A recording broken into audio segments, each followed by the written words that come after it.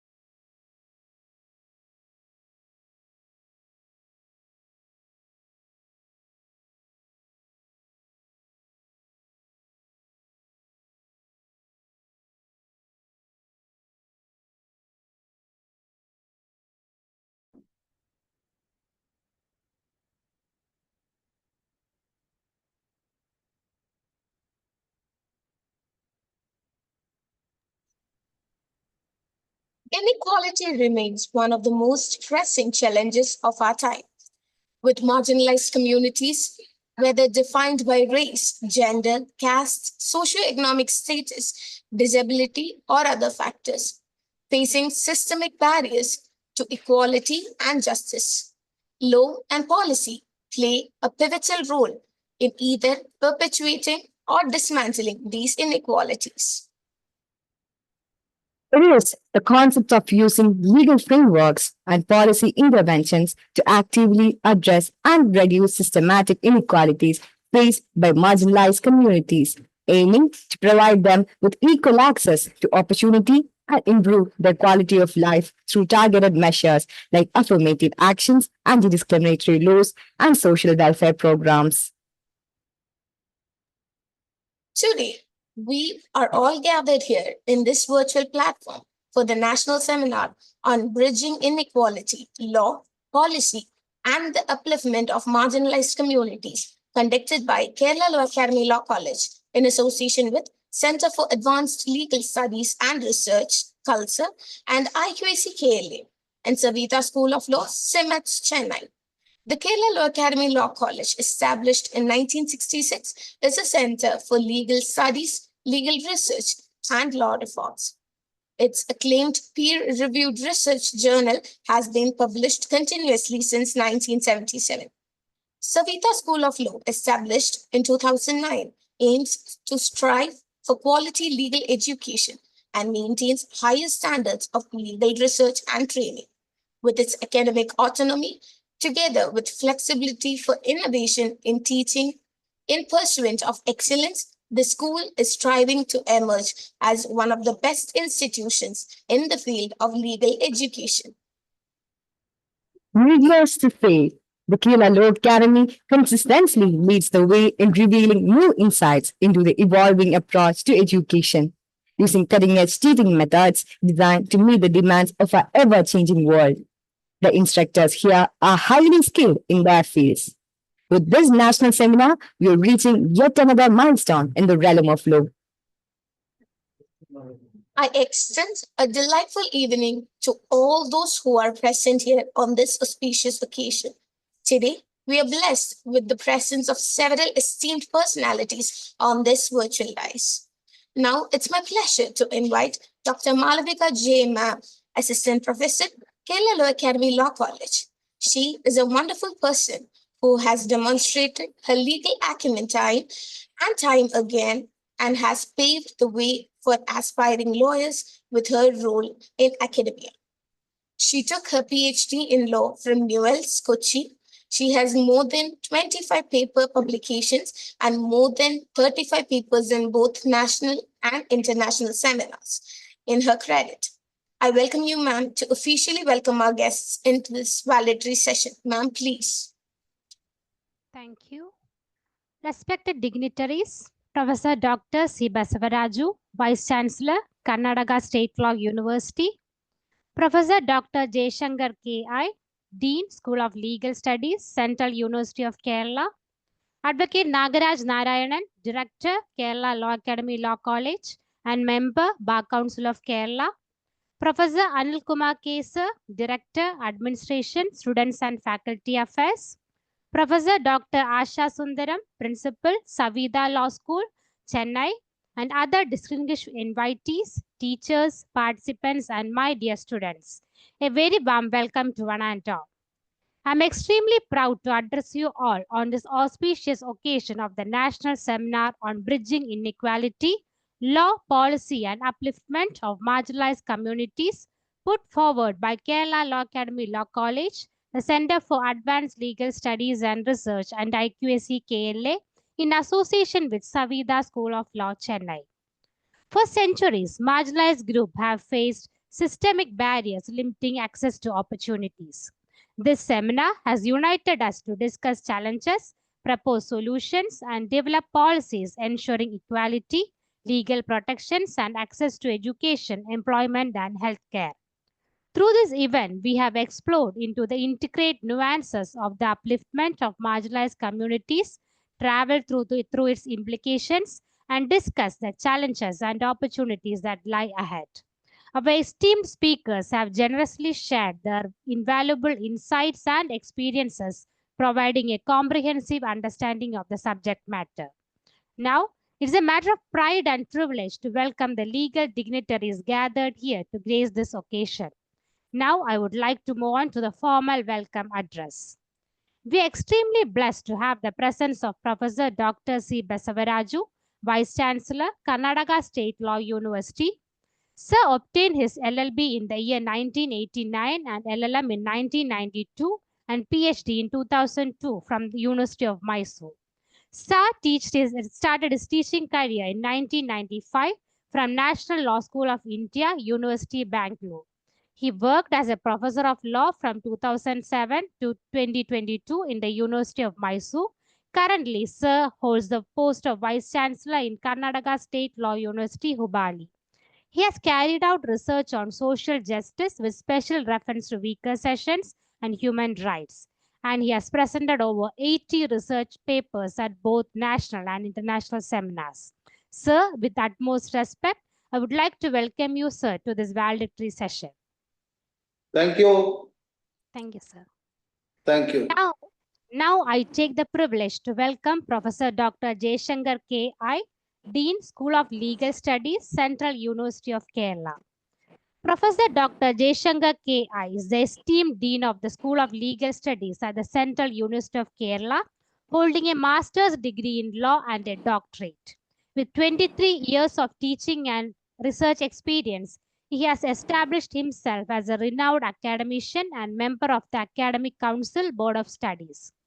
Professor Jaishankar holds an exemplary publication record with over 40 publications in national and international journals and has served as a PhD examiner, research guide, and subject expert in faculty selection committees, guiding PhD scholars and demonstrating his reputation as a leading authority in this field.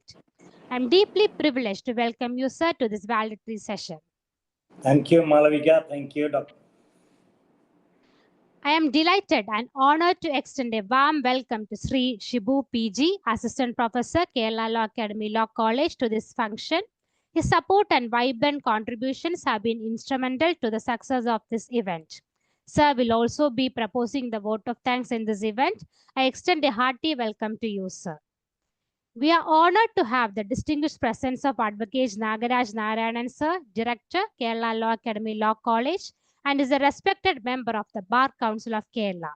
He is a guiding light for many of us. His contributions to this very establishment have been, without exaggeration, nothing short of seismic. It gives me great pleasure to extend a warm and heartfelt welcome to Advocate Nagaraj Narayanan, sir. We invite him to grace this function with his esteemed presence. Your presence is truly appreciated. Welcome, sir. Moving on, I am honored to extend a warm welcome to Professor K. Anil Kumar, sir, Director of Administration, Students and Faculty Affairs at Kerala Law Academy Law College. His steadfast support and guidance have been a source of motivation for all of us. We are truly grateful for his presence at this event. I wholeheartedly welcome Professor Anil Kumar sir to join us and grace this occasion with his presence. Welcome, sir. Next, I would like to extend a heartfelt welcome to Dr. Asha Sundaram ma'am, Principal, Saveetha School of Law, Chennai. She is a law scholar with a BA LLB honors, LLM, specializing in criminal law, constitutional law, and jurisprudence. She did her doctoral studies at JJT University, Rajasthan in healthcare law.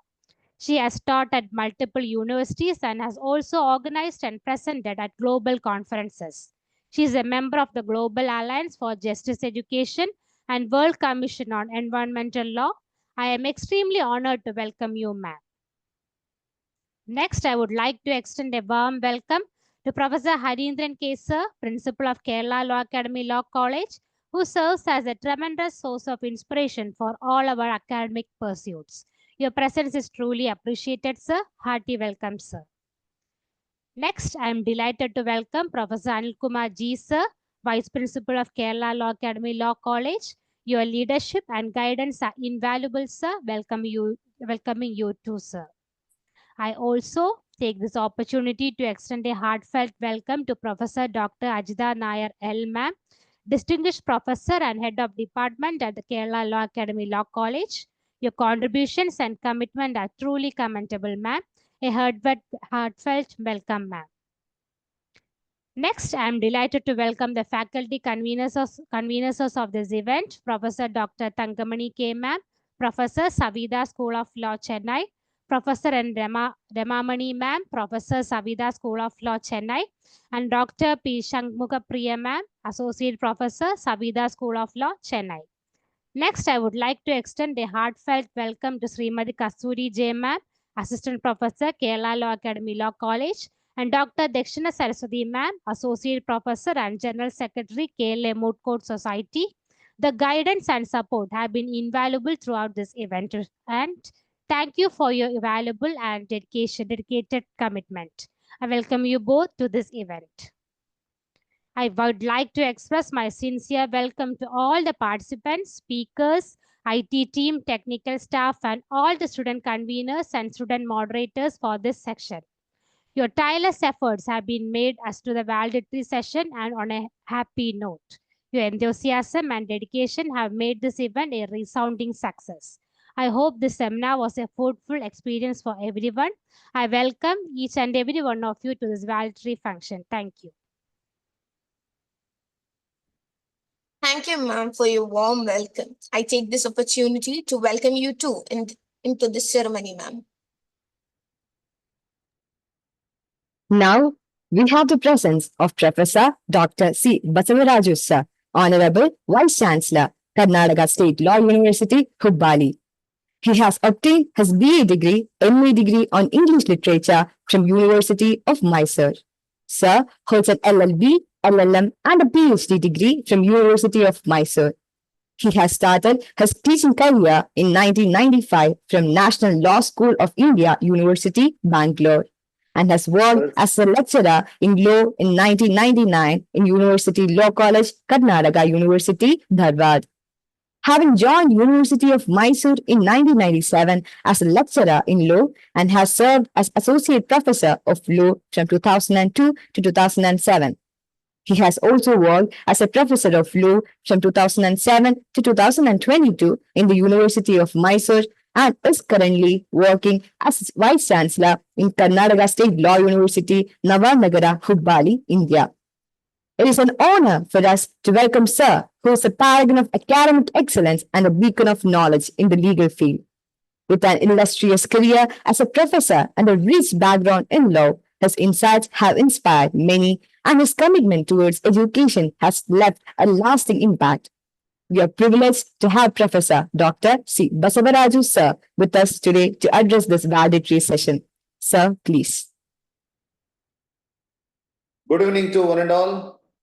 Distinguished guests of today's valedictory program, Dr. Jaishankar Ji, Dean School of Legal Studies, Central University, Kerala, Then we have with us Director Dr.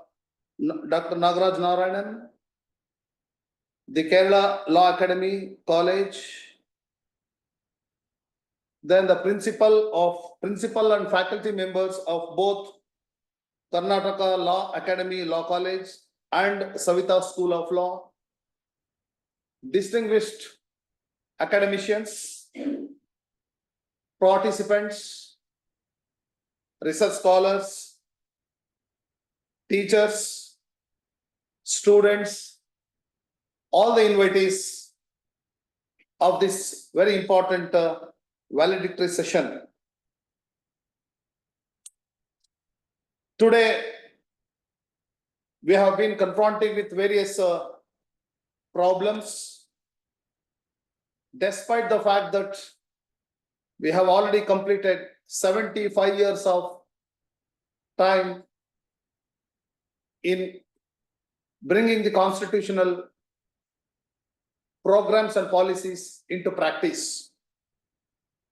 Though we have traveled a lot all these 75 years, still we are facing various constitutional problems, social problems, economic problems, cultural problems, linguistic problems, above all, caste problems.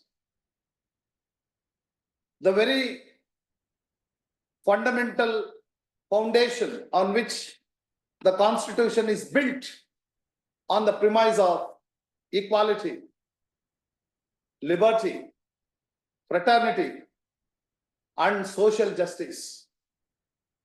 And these are all the four pillars on which the edifice of the Constitution is built by our Constitution makers. Our forefathers, including our freedom fighters, they had worked together to bring egalitarian type of society to the free India.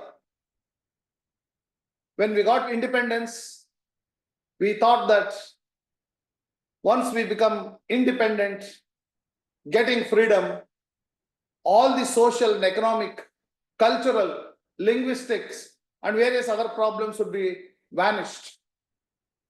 But surprisingly, even after 75 years, the Constitution came into force. Not much socio-economic, linguistic problems have not been solved. There are various reasons for it.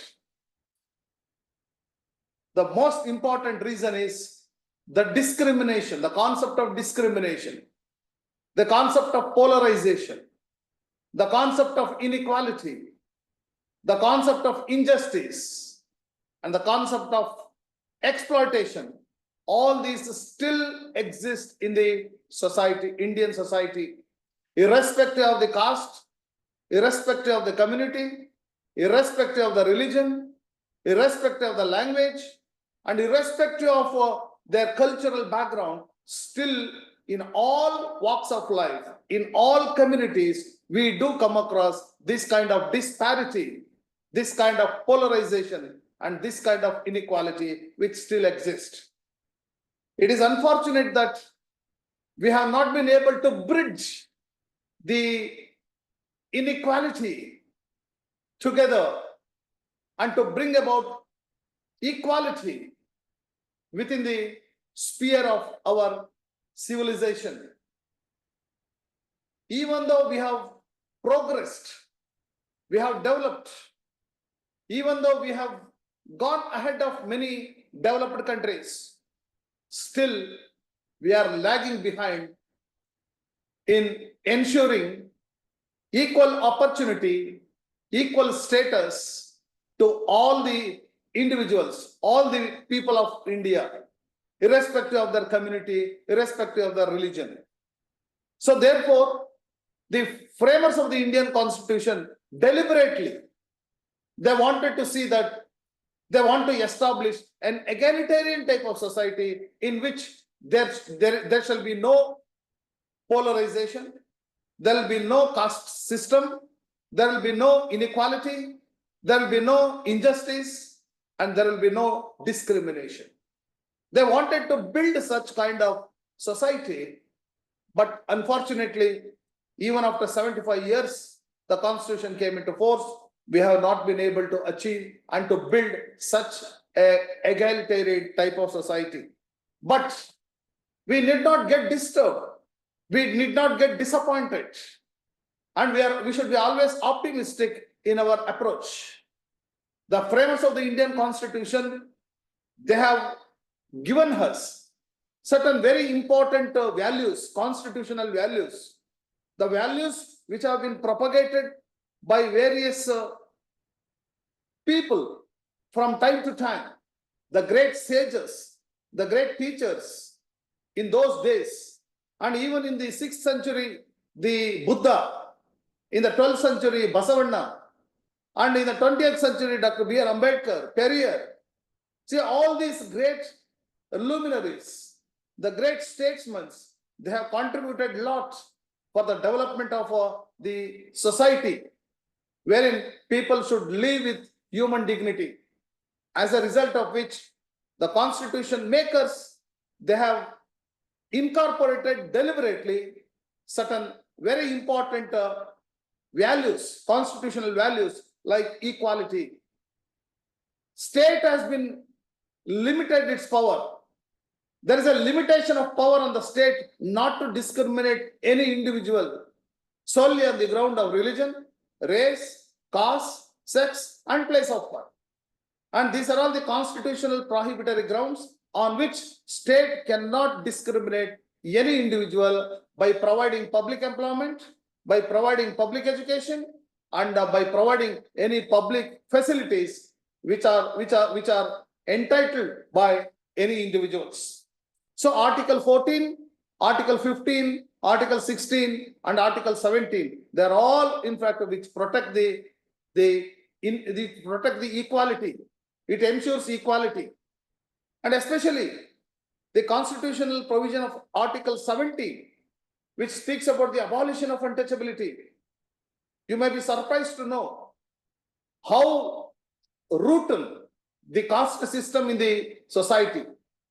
It is deep rooted in the society as much as that it cannot be totally, completely vanished or completely obliterated. It's very difficult. It cannot be annulled altogether. But still, we have this caste system. Therefore, Article 17, in fact, which is inserted by the constitutional makers deliberately to see that there shall not be any performance of untouchability. Article 17 abolishes the performance of untouchability anywhere in India, in any corner in India, in any community in India, and performance of untouchability in any form. It need not be in the direct form, even indirect form is also an offense. It is also an offense under the law.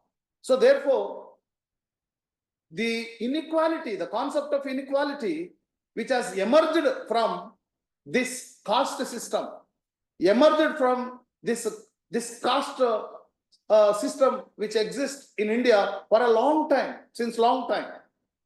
Likewise, in order to live, every individual, irrespective of their economic status, irrespective of their social status, to live with human dignity, a right to life is ensured.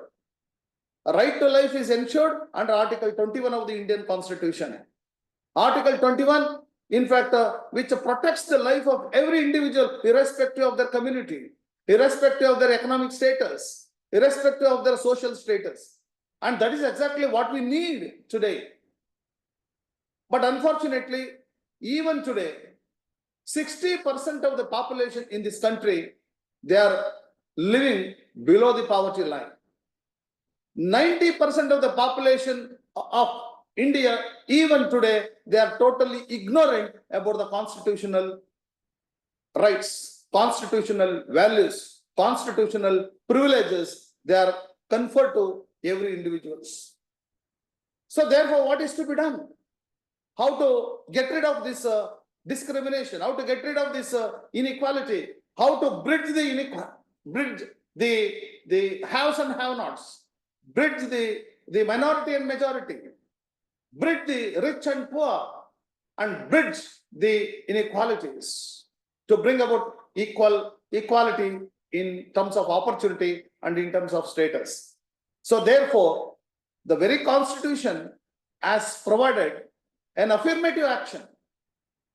It has provided a provision for ensuring affirmative action, or what is called as the protective discrimination. Article 15.4, Article 15.3, Article 16.4, they're all in fact which speaks about the protective discrimination. Women at one point of time, they were totally neglected. They were treated as chattels, even much earlier to the Constitution came into force. In many Vedas and Upanishads, we read that not good place or a proper place was given to women. In the patriarchal system, we find that the women's status, the women place was the last place in the family. So when the patriarchal system was abolished, then many legislations came into existence. Rights of the women and children were recognized, and so also in the Constitution of India. Now the makers of the Indian Constitution, they have recognized even the rights of the women and children.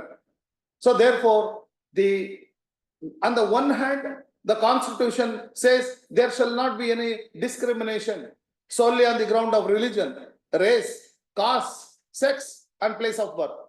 On the same breath, the Constitution says there shall be a discrimination. Discrimination, but it is a protective discrimination. This protective discrimination for the reason to see that social justice should be ensured for those deprived classes of the society, those who are marginalized sections of the society, those who are kept outside the mainstream of the society, those who have been denied the justice, socio-economic and cultural, political justice. So therefore, there is a need to promote the affirmative action by the state. And under the Constitution, state is obligated. Every state is obligated. Every government, the elected government by the people, they must have the responsibility. They must have a constitutional duty to ensure that there must be affirmative action and come out with various plans and programs and policies for the purpose of protecting the interest of these vulnerable sections of the society. What they are called as marginalized sections of the society, like scheduled caste and scheduled tribes, like women, like children, like Adivasis and OBCs. See, all these marginalized sections of the society needs to be integrated, needs to be brought under one umbrella, and for them there is a need to extend protection, safety, security for their life. That is exactly what is provided under the Constitution of India.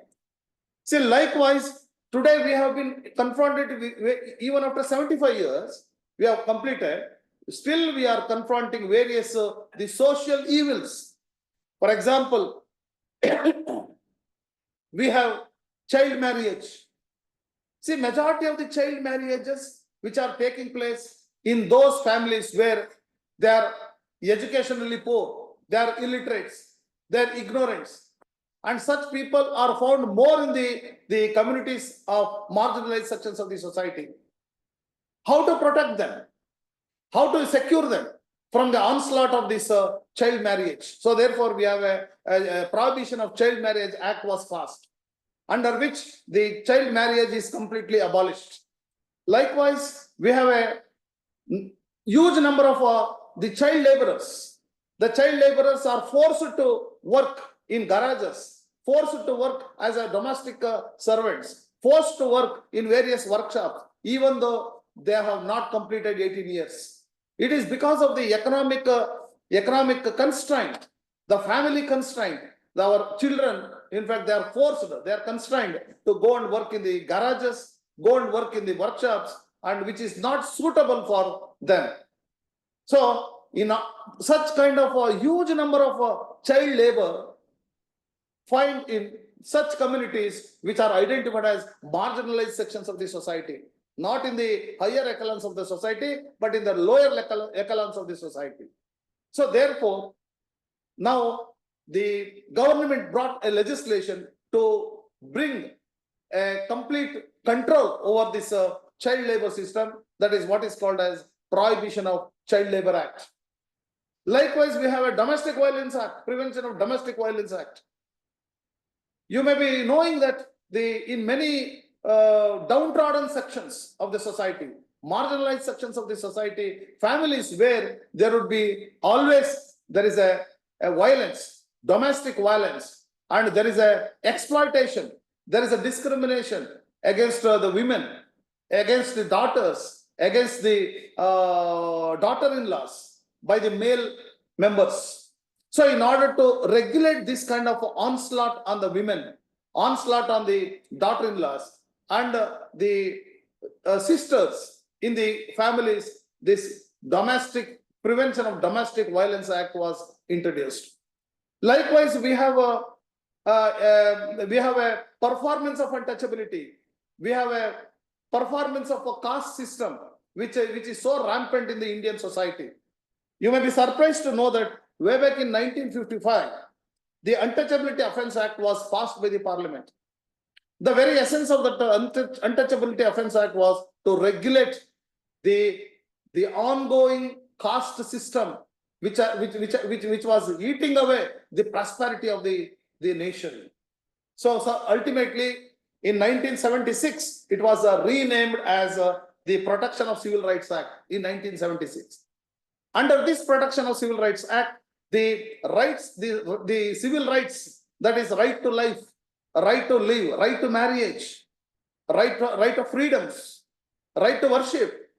See, all these civil rights, in fact, they were protected under this legislation. The Civil Rights Protection of 1975-76, renamed as the Protection of Civil Rights Act. Likewise, we have a protection to the Adivasis. What kind of equality we can think of when the Adivasis are subjected to the exploitation, when the Adivasis are subjected to the discrimination? Even though they were protected under the various forest laws, they were, in fact, their rights are not being protected. So therefore, there is a need for the protection of the rights of Adivasis through forest laws. Our existing forest laws must be implemented in such a way that the protection of the rights of the Adivasis must be ensured scientifically, must be ensured properly. Then only we can think of achieving and ensuring equality.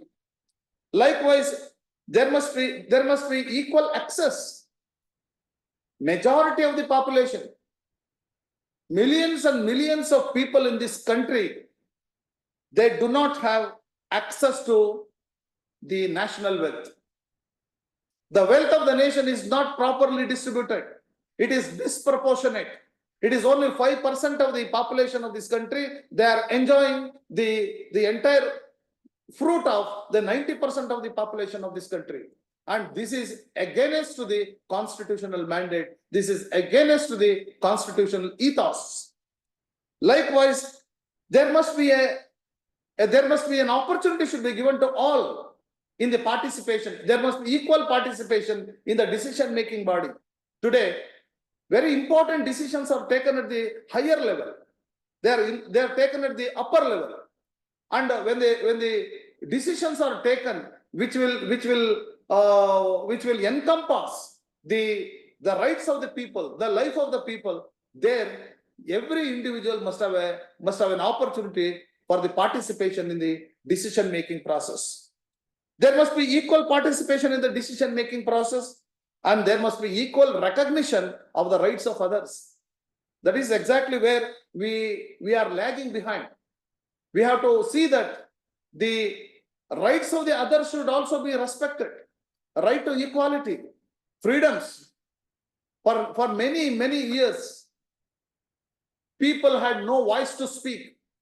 Certain sections of the society, they were not able to speak against the actual working of the government. If the government, in fact, is not working properly, if the governmental machinery is not working in accordance with the constitutional mandate or in favor of the people's interest, then for a long period, there was no right for the people to protest against such a kind of administration. But with the introduction of the Constitution, with the insertion of the fundamental right to freedom of speech and expression under Article 19(1)(g), 19(1)(a), now every citizen, irrespective of the social status, irrespective of the economic status, irrespective of the caste and community, every individual, and irrespective of the sex, every individual has a fundamental right to speak, fundamental right to express his idea.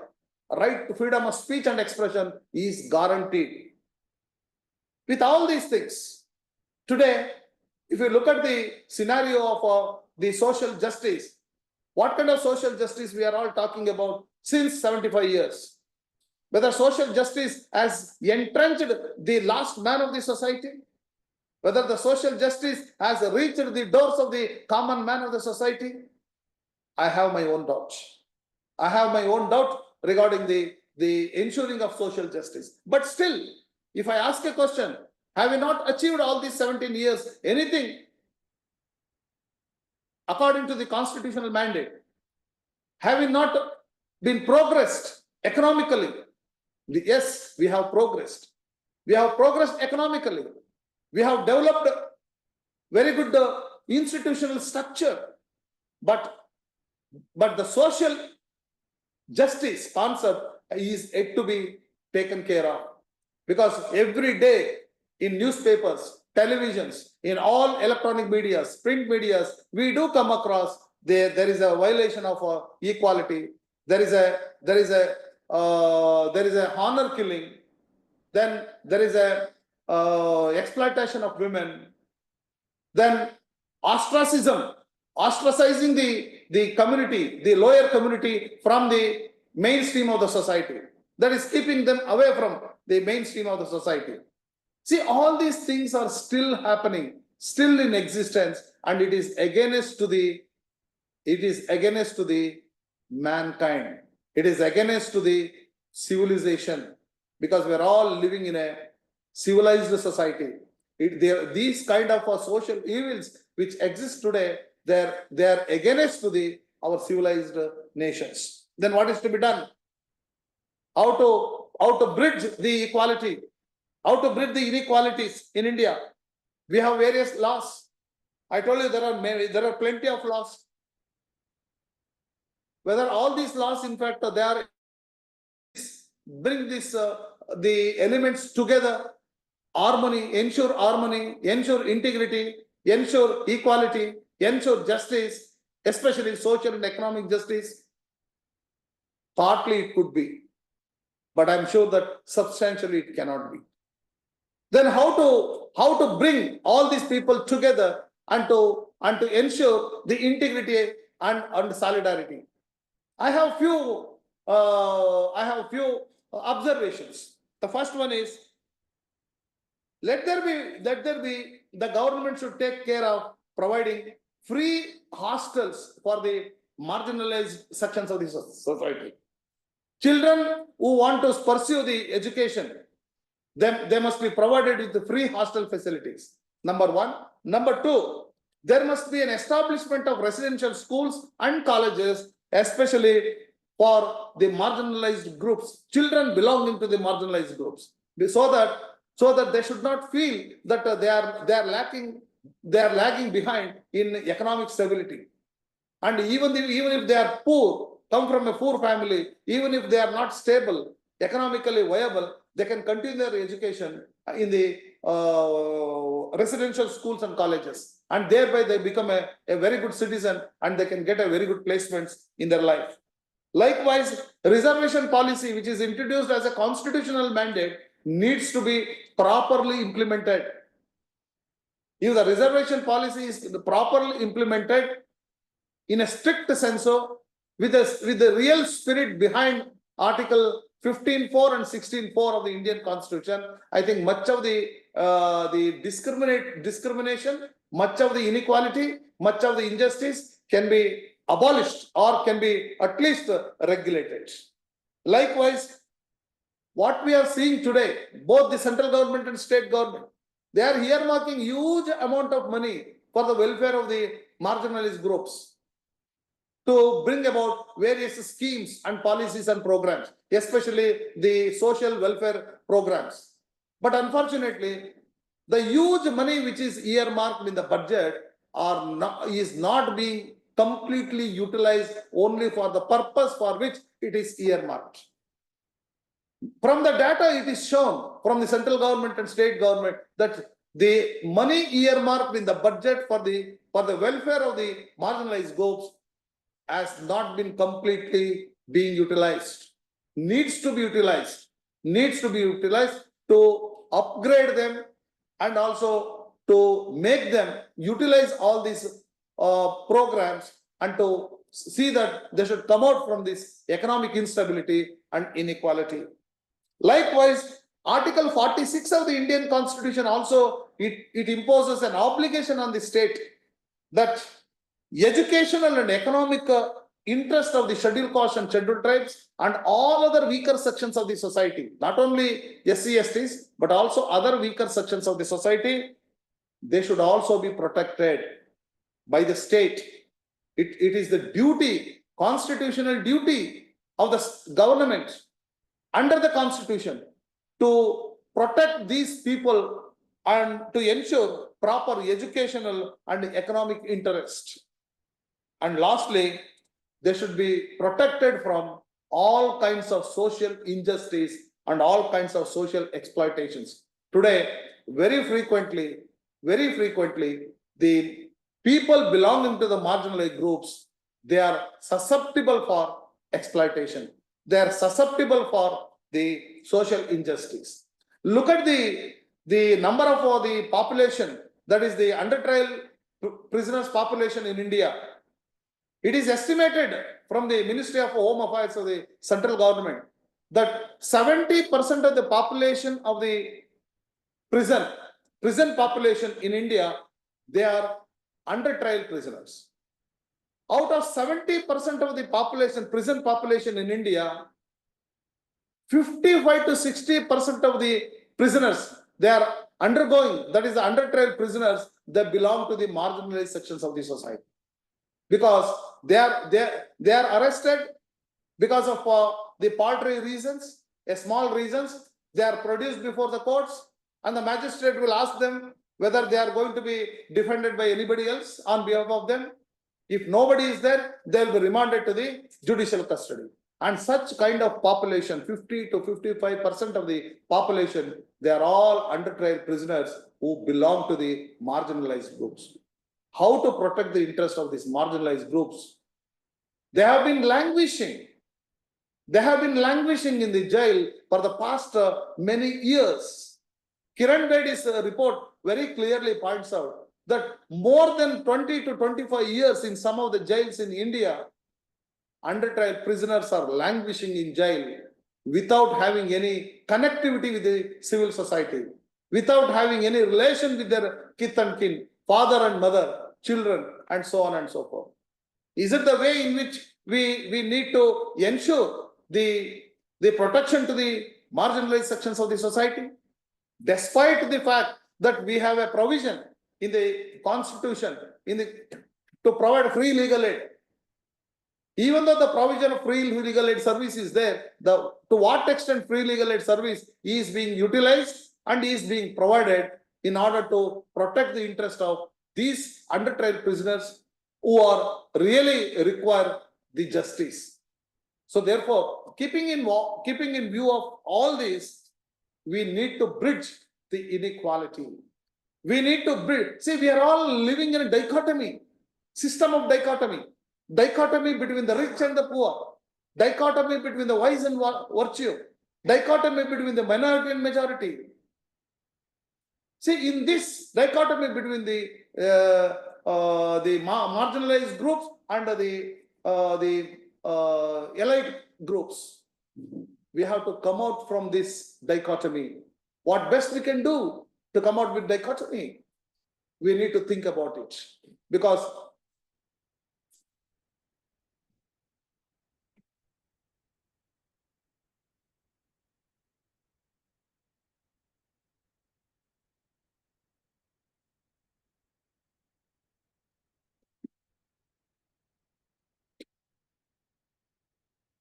ಏನಾಯ್ತು?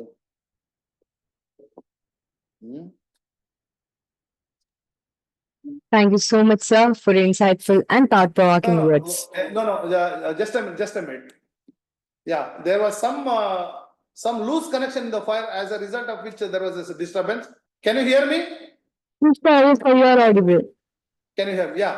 So because of all these problems, especially the social problems, especially the social problems relating to the vulnerable sections, it has become a real problem, needs to be resolved, and it is a real challenge for all the citizens, law-abiding citizens, not only the lawyers and judges, not only the law students, but all law-abiding citizens. They must take the oath that this kind of system should be abolished, and we have to bring back an egalitarian type of society, a healthy society, a society in which everyone should be given an opportunity to live with human dignity, as it is mandated under Article 21 of the Indian Constitution. I think this 2 days, this 1 day seminar, national seminar conducted by Kerala Law Academy, Law College, and Saveetha School of Law. In fact, it has given a very good exposure to all the legal luminaries and all the other law-abiding citizens and all the publics in general to know their rights, to know their duties also, and also how to come out from this social evils and social milieu. I take this opportunity to congratulate once again both the institutions, Kerala Law Academy, Law College, as well as Saveetha School of Law, for having conducted this kind of program entitled Bridging Inequality in India, Law and Policy. I hope that the 1 day national workshop will dwell upon all these issues, and if possible, whatever the outcome has come from the various resource persons of today can also be in fact sent to the appropriate governments to see that this kind of bridging inequality should be started immediately from the government side and from the state side. Thank you so much. Thank you so much, sir, for your insightful and thought-provoking words. Today, we also have the presence of the very eminent personality, Dr. Jaishankar K.I. sir, to deliver the presidential address. Sir is a visionary leader in legal education, serving as the Dean of the School of Legal Studies at Central University of Kerala. With an illustrious academic career spanning over 23 years, he has established himself as a renowned expert in his field. His impressive academic and administrative credentials include esteemed memberships in the Academic Council, University Court, and Board of Studies. A prolific scholar, Dr. Jaishankar has authored over 50 seminal papers in national and international journals, cementing his reputation as a leading voice in legal research. As a research guide, he has mentored numerous scholars for 20 years, shaping the next generation of legal luminaries. His expertise is sought after by top universities, where he serves as a distinguished examiner for PhD programs and a trusted advisor on faculty selection committees. Sir, we welcome you to deliver the presidential address. Thank you, my dear good friend. Most respectful chief guest of the evening, Professor Dr. Basavaraju sir, the Honorable Vice Chancellor of Karnataka State Law University, the Director of Kerala Law Academy Law College, Advocate Nagarajan Narayan, and the Principal of Saveetha Law School, and the colleagues, Dr. Dakshina Madam, Dr. Malavika, all the faculty members of both the institutions, and the young faces of Saveetha Law School and Law Academy, my dear students. I'm really delighted and felt honored for being invited me to my alma mater once again in this position. I have graduated my LLB from Kerala Law Academy sharply 30 years back. In the year 1995, I have passed out from Kerala Law Academy Law College. Now it is 2025. I'm extremely happy to have this opportunity in this fine evening. And at the outset, I would like to appreciate both the institutions for taking this much very effective initiative for discussing the steps to be taken, or to what extent we can throw the light on bridging the inequality which are being faced by the marginalized group in our country, and what extent the policymakers and other lawmakers can have their own responsibilities fulfilled in this area. Friends, since morning you are listening to various perspectives in this subject, and now we have listened to a very in-depth and erudite speech of our Basavaraju sir also. Actually, as sir has rightly said, we have crossed 7.5 decades since we have accepted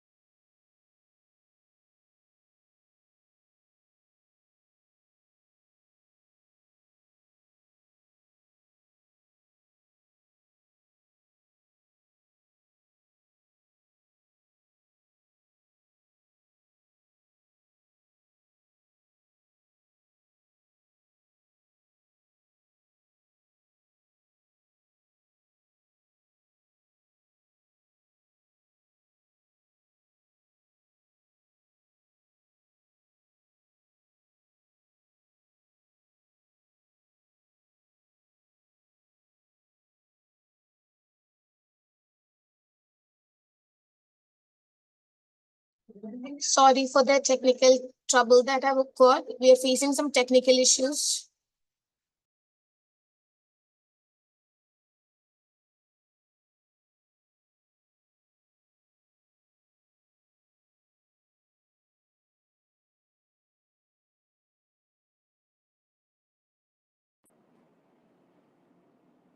Hello, am I audible to you? Yes, sir. So far, what happened? Sir, we are facing some technical issues. We'll sort it out in a bit. Okay, okay. Sir, you may continue, sir. No, I don't know where up to where we have listened to me. Whether from the beginning onwards you were unable to listen to you. Yeah. Sir, you are not unable, but you can start from the beginning, sir. Okay, no issue, no issue. Whether my introductory words, have you heard my introductory words? You have not heard anything so far. No, sir. So the introductory part was over, so you can continue with the rest, sir. Okay, okay. It was That means audible, so far sir. you are totally Initially silent. it was audible, but later the problem. Okay. Sir, your Anyway, video my is dear not visible, students, sir. I'm not visible. Yes, sir, you're not visible. The video is on, and it is unmute also. Somewhere some problem is there on your side, I think.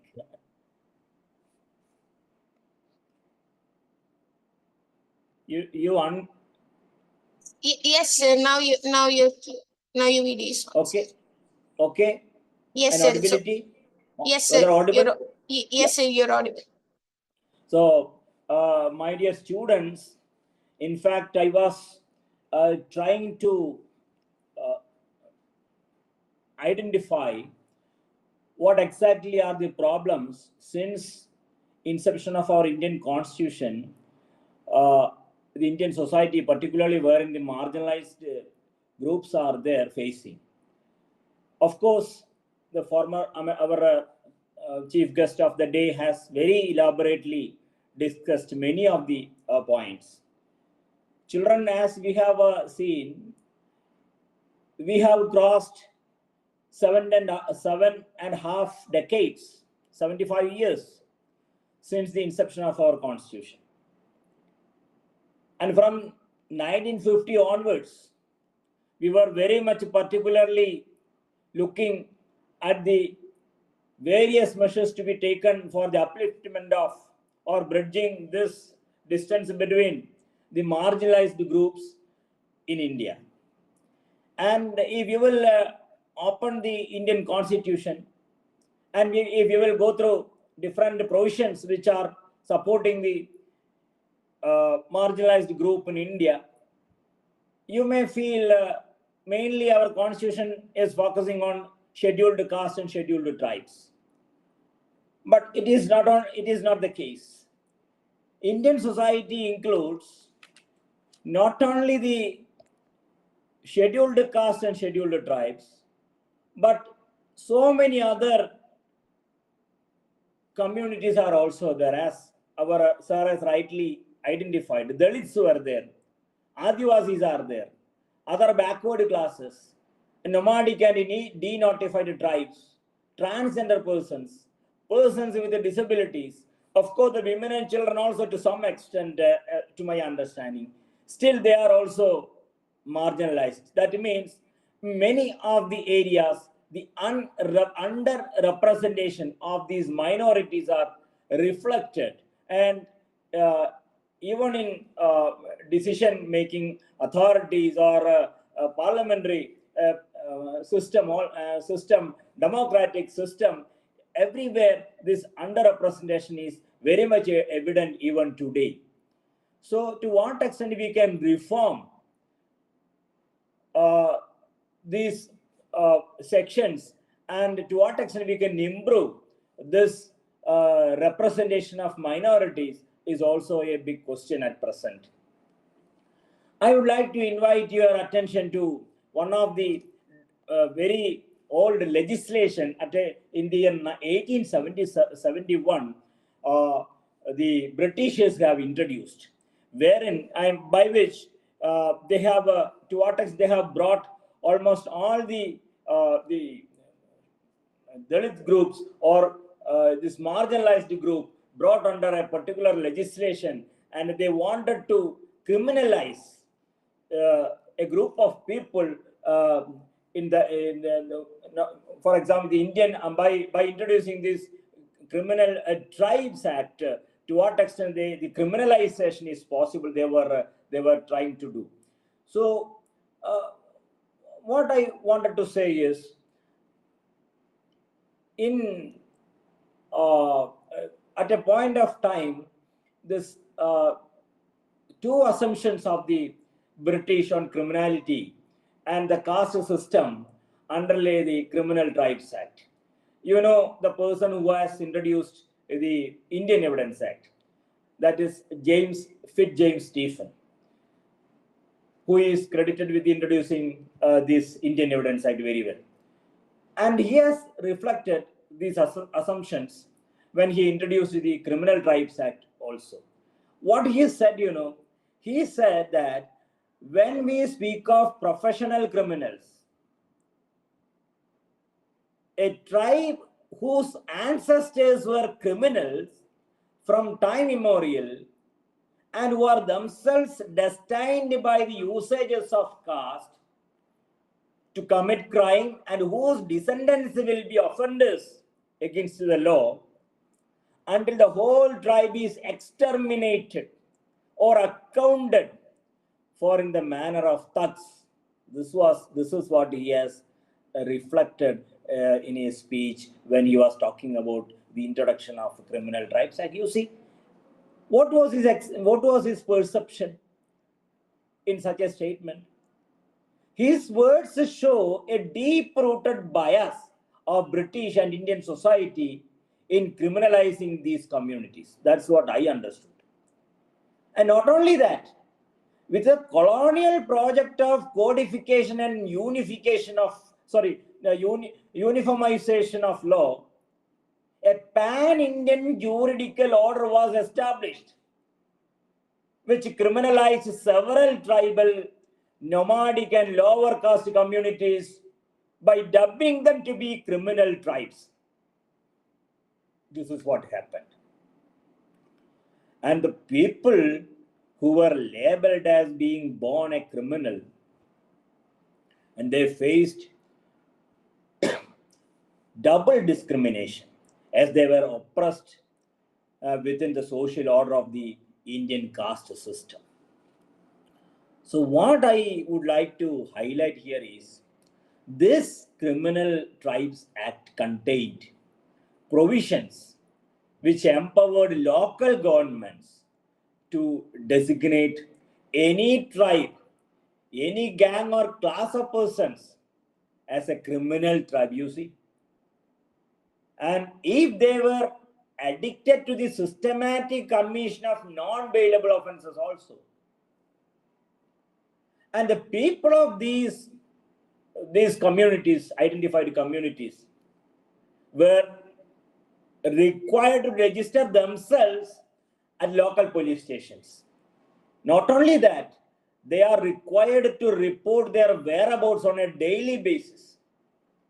And plus, any travel or change of residence required official permission. You just imagine to what extent they were suppressed, and just like what I should say, I don't know with which word I can express this condition, slavery or I don't know what extent.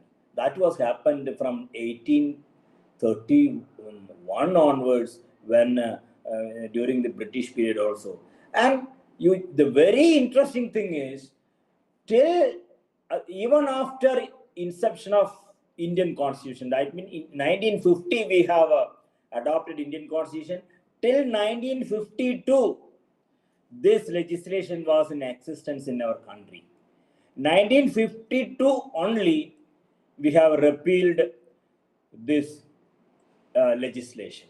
My dear students, I would like to just invite your attention to some of the points only, then I will wind up. What happens after the advent of the Constitution? And not only that,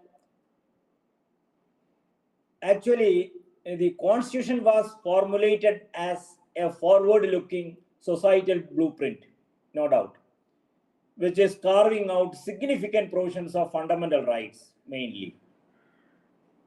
And these fundamental rights uphold the essential principles of freedom and equality for citizens, and also dignity. That is very much important. Sarah has very rightly explained that aspect. But to my observation, the drafters of this constitution crafted a very intricate framework which prioritizes the advancement of scheduled caste, scheduled tribes, and other backward classes. But the framework reflected in various constitutional provisions is a testament to our collective resolve to build an equitable and harmonious society. That is correct. More specifically, if you will observe, normally the Article 14, 19, 21, the golden triangle of articles. These golden triangle, Article 14, 19, and 21 embodies the values of equality, liberty, freedom, life and liberty for all persons, no doubt.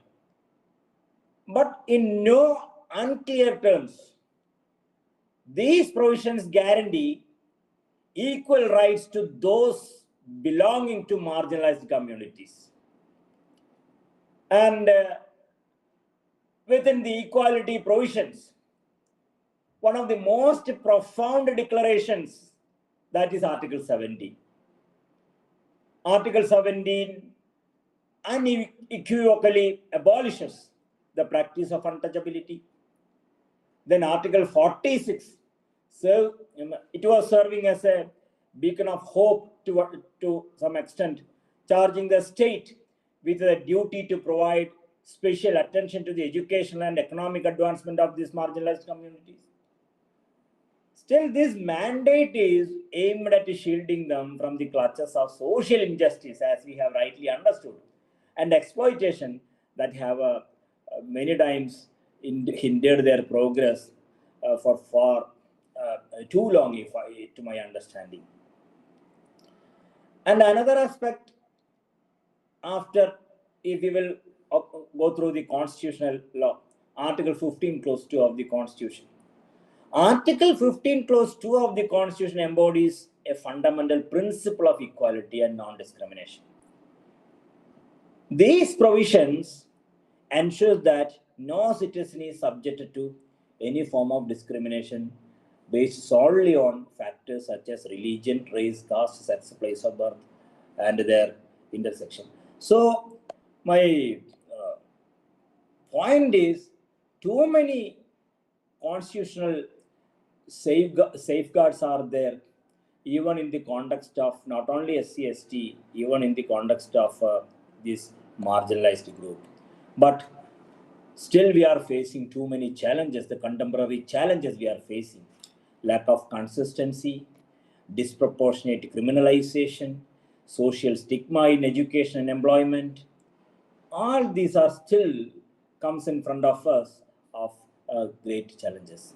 Now, finally, I would like to conclude with a close observation to what extent we can move forward. And as Constitution guarantees in preamble itself, the fraternity, like brotherhood, how to what extent we can improve the brotherhood among these communities, how we can keep these people also close to the mainstream of the society while moving forward. So we have understood so many constitutional promise considered so many new statutory schemes, and we have also observed the rules and regulations establishing and formulating the entire regime of laws and beneficial legislation, still it has not fully worked. To my observation, there is something more we need to do.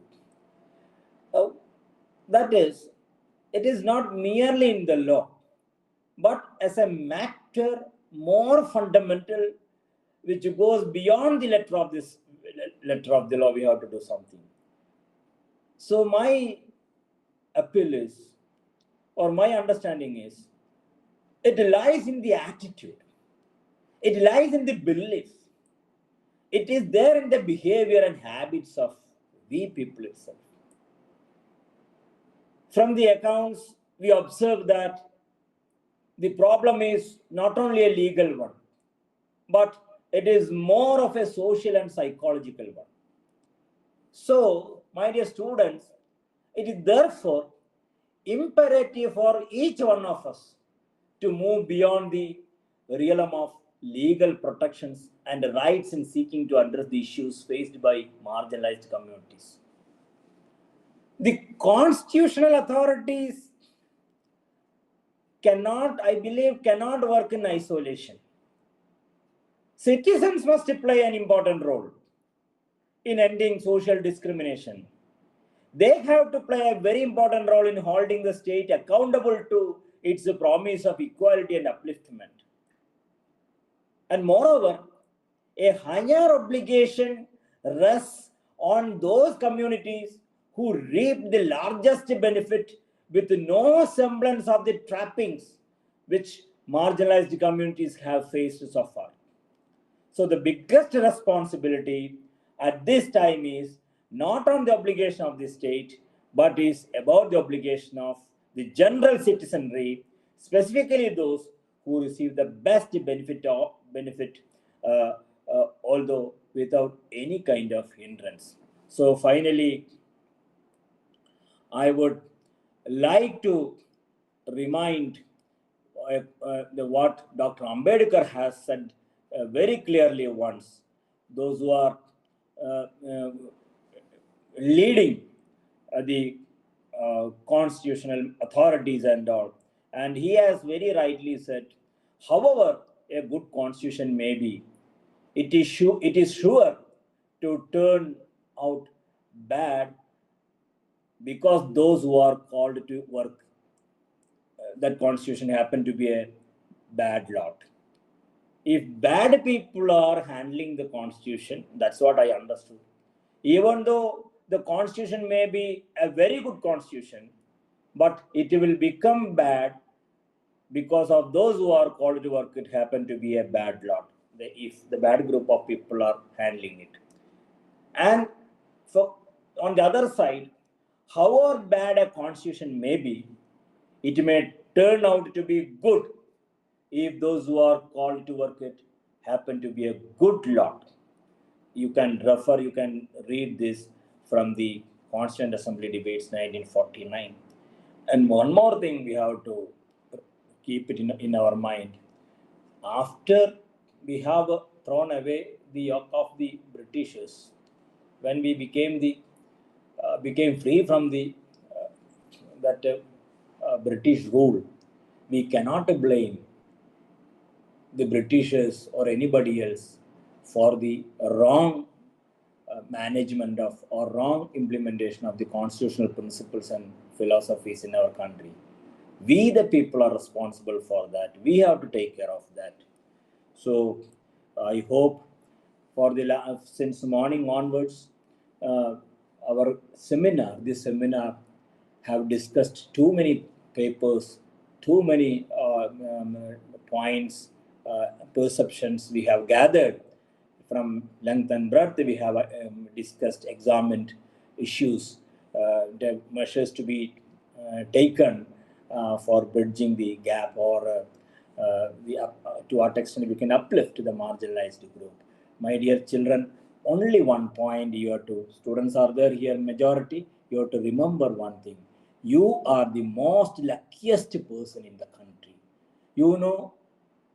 Out of the young, more than 60 or near about that much young population, India is having near about 60% of the population of India is belong to very young blood.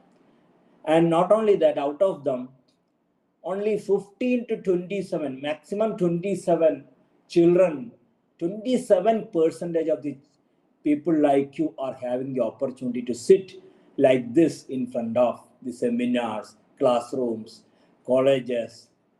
This is the fact. The remaining 73 are waiting outside.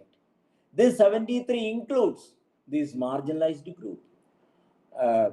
What I should say, backward classes, unnoticed people, poor people. All of them are very anxiously, they are also interested to take education. They are also having thirst to have knowledge. But somehow they are not getting the opportunity, they are not getting the position. So my point is only this much. Not only toward the marginalized group, toward the entire country, we have our own commitment. We have our own commitment toward the society. We are enjoying all these facilities, educational facilities, everything out of the, what I should say, flesh and blood, sweated, by the, the major chunk of the society. So we have a responsibility to give something back to them. So keeping this responsibility, commitment, amount of responsibility, whatever it is, you please occupy the constitutional obligations on us. You try to fulfill all your obligations to the society during your students' life particularly. And I hope this seminar was a very good success. And I from the bottom of the heart, I place on record my sincere gratitude towards the authorities of Kerala Law Academy Law College and the Saveetha Law School for inviting me and giving me a chance to giving me a chance to preside over this valedictory function of the college.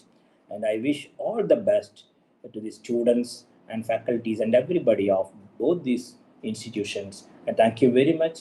And I wish all the best once again on behalf of the Central University of Kerala School of Studies. I wish all the very best. Thank you so much. Thank you. Thank you so much, sir, for your visionary address. Gratitude as a mark of a noble soul and a refined character. From the bottom of my heart, I welcome Shibu PG Sir, Assistant Professor, Kerala Law Academy Law College. He's a vibrant and enthusiastic teacher who's an inevitable part of all the events organized by Kerala Law Academy Law College. He has been an exceptional mentor and guide throughout our journey. With immense pleasure and joy, I would like to invite Assistant Professor Shibu PG Sir to deliver the vote of thanks to this valedictory session. Sir, please. Thanks, Gauri. Respected dignitaries, Professor Dr. Basvaraju, Vice Chancellor, Karnataka State Law University, Professor Dr. Jayashankar K.I., Dean School of Legal Studies, Central University of Kerala, Advocate Nagaraj Narayanan Sir, Director, KLA, Professor K. Alkumar Sir, Director, Administration, Students and Faculty Affairs, KLA, Professor Dr. Asha Sundaram Ma'am, Principal, Saveetha School of Law, Chennai, faculty members, dear colleagues, and esteemed participants. It is my honor to deliver the vote of thanks at this valedictory section of the National Seminar on Bridging Inequality, Law Policy, and the Upliftment of Marginalized Communities, organized by the Kerala Law Academy Law College, the Center for Advanced Legal Studies and Research, and IQAC, KLA, in association with Saveetha School of Law, Chennai. First and foremost, I extend my heartfelt gratitude to our distinguished chief guest, Professor Dr. C. Basvaraju Sir, Vice Chancellor, Karnataka State Law University.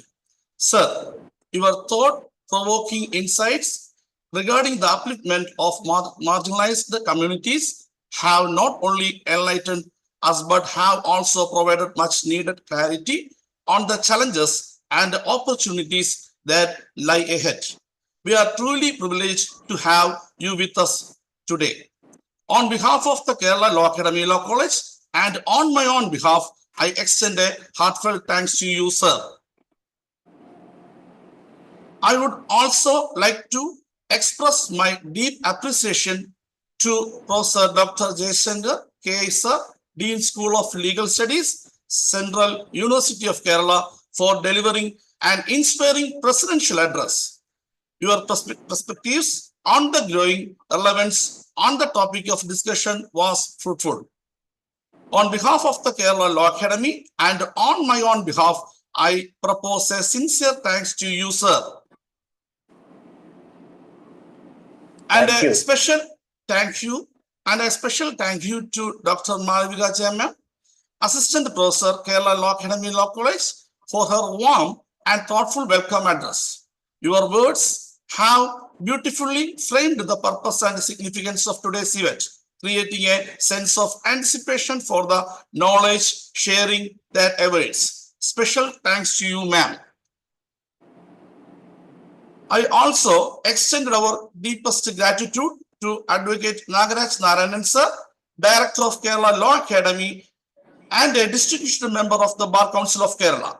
Your support and visionary stewardship have been instrumental in shaping the academic excellence of our institution. We are sincerely thankful for your guidance in our collective journey towards excellence.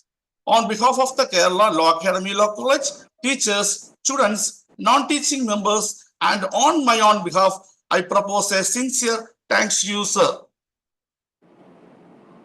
Next, I would like to extend our heartfelt thanks to Professor K. Alkumar sir, Director of Administration, Students and Faculty Affairs, Kerala Law Academy Law College, whose prudent leadership and resolute support have cultivated an atmosphere conducive to creativity and intellectual conversation between our students and profound professionals in the legal field. Thank you, sir, for your relentless dedication to the advancement and prosperity of our institution. Next, I would like to extend our deepest gratitude Professor Dr. Asha Sundaram ma'am, Principal, Saveetha School of Law, Chennai, for her excellent leadership and steadfast commitment. Your tireless efforts and passionate support have been instrumental in making the event a success. A special acknowledgement to Professor Harindran Kesa, whose visionary leadership as principal has transformed the Kerala Law Academy Law College into a dynamic hub of academic excellence and scholarly endeavors. Thank you, sir, for your exceptional leadership and unwavering dedication to excellence. I would also like to express our heartfelt gratitude to our Professor Alkumar Ji sir, Vice Principal, Kerala Law Academy Law College, whose dedication to academic excellence and institutional advancement has set a benchmark of excellence. Your leadership has fostered a culture of collaboration, innovation, and continual growth within our esteemed institution. A sincere appreciation goes to Professor Dr. Ajitha Nair Elma, Head of Department, Kerala Law Academy Law College, whose passion for excellence and mentorship has guided us through the successful planning and execution of this exceptional event. Your encouragement and support are deeply valued and have contributed immensely to the program's success, ma'am. Thank you so much, ma'am. I also take this opportunity to thank the faculty conveners of Saveetha School of Law, Professor Dr. Thangamani K. ma'am, Professor School of Law, Chennai, Professor Dr. N. Ramanani ma'am, Professor Saveetha School of Law, Chennai, Dr. P. Shanmugapriya ma'am, Associate Professor, Saveetha School of Law, Chennai, for their efforts and commitment for the smooth conduct of this event. I extend my sincere thanks to the faculty conveners from Saveetha School of Law. Our sincere appreciation goes to Srimati Kasturi J. Ma'am, Assistant Professor, Kerala Law Academy, Law College. We extend not only our heartfelt gratitude, but also our deepest administration for the immeasurable value she brings to our institution. Thank you, ma'am. I would also like to express our heartfelt gratitude to Dr. Dakshina Saraswati ma'am, Associate Professor and General Secretary, KLA MCS, Kerala Law Academy Law College, whose tremendous efforts and dedication are a testament to her passion for excellence. We extend our most sincere gratitude to you, ma'am. I am deeply thankful to our vibrant students conveners, Manupriya Chellan, Gautam S.R., Sri Lakshmi R., George Abraham Thomas, Mamada J., Sruthi S., Harinarayan S., Bhanusri J.S., Neeraj S., Gauri Jyotish B., Kailas Nath S., Anugraha Ajit A., and Aditya Tilak for their unwavering dedication in making this event a grand success. I must also take a moment to express my sincere appreciation to our dynamic student anchors, Karthika Satyan and Gauri S. Ajit, whose effortless moderation has contributed greatly to the smooth flow of this valedictory section. Behind every successful event is a team, unsung heroes, and today is no exception. I would like to take this moment to acknowledge the tireless efforts of our technical and administrative staff and IT team.